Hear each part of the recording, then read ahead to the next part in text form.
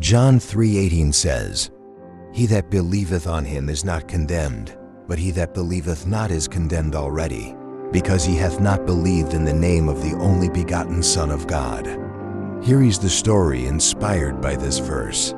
The weight of unbelief. In a small, quiet town nestled between rolling hills lived a man named Daniel. He was a school teacher, known for his kindness and intelligence. But Daniel carried a quiet burden in his heart, an emptiness he couldn't explain. Though he had been raised in church, Daniel had long drifted from faith. He respected religion, even admired the moral values it upheld. But belief in Jesus as the Son of God?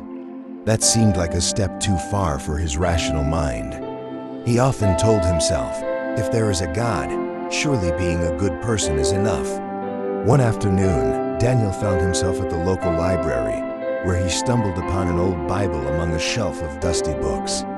Flipping through, his eyes landed on a verse he hadn't read in years.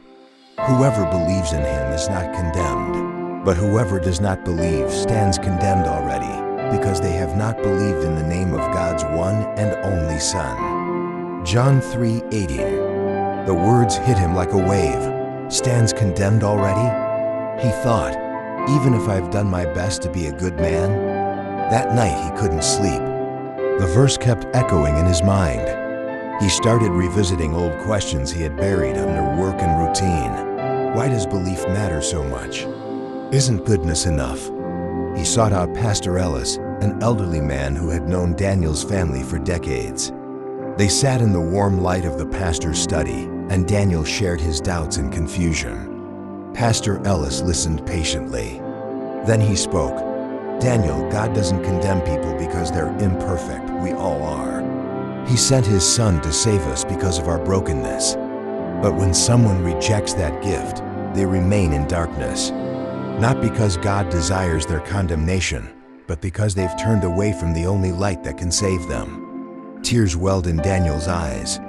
For the first time, he saw belief not as blind submission, but as a humble surrender to a love far greater than he could ever earn. A gift undeserved, but freely offered. In the weeks that followed, Daniel read more of the gospel. He wrestled with his doubts, but also prayed, really prayed, for the first time in years.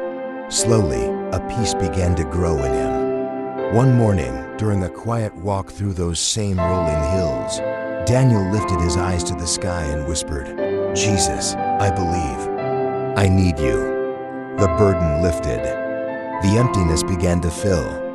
And from that day forward, Daniel no longer stood condemned, not because he had figured it all out, but because he had believed in the name of God's one and only Son.